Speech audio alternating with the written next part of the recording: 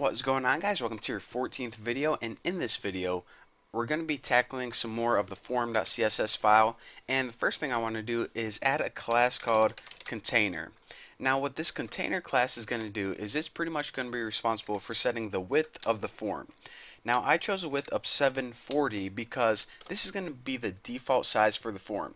Now remember, we have a total of 780 to work with in the main area where this form is going to be. However, whenever we have 740 pixels and we add the padding on each side of 20 on the left and 20 on the right, that's when we end up with 780 pixels. So that's why I chose 740. It's going to work out perfectly. So the next thing I want to do is I want to show you guys something, and that is the error messages. Whenever the user makes a mistake and they try to enter an email that's not valid, or maybe they put a $sign for their username or something, and they try to submit this, an error message is going to pop up.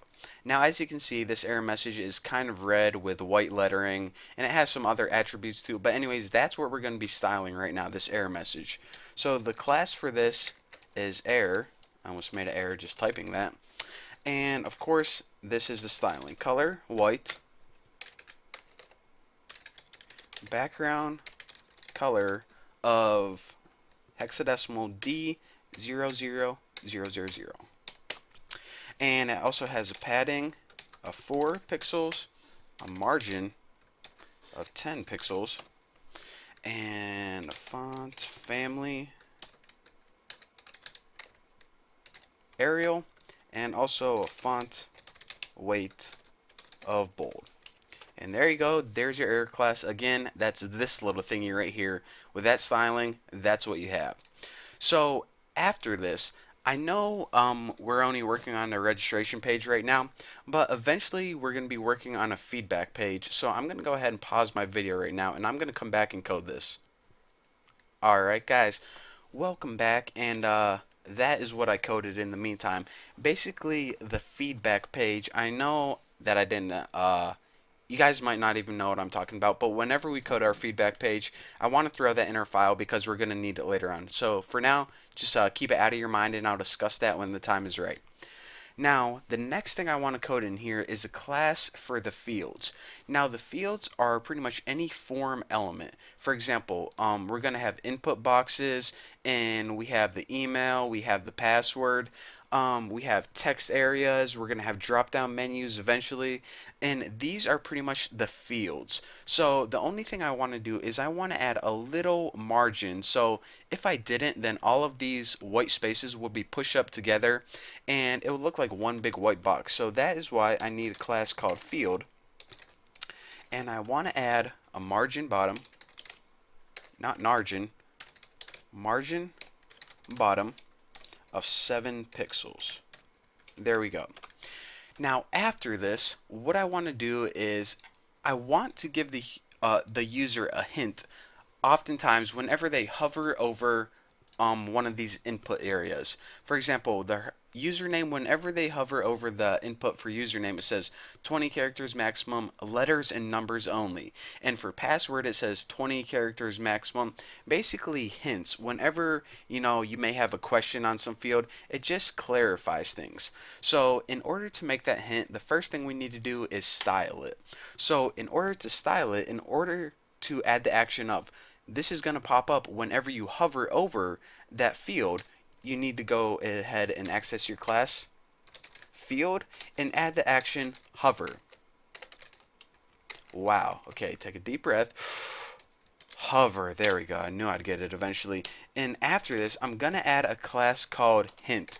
Now this is going to be the main styling for that hint. As you can see, it's gray, kind of transparent with white lettering, a bunch of good stuff.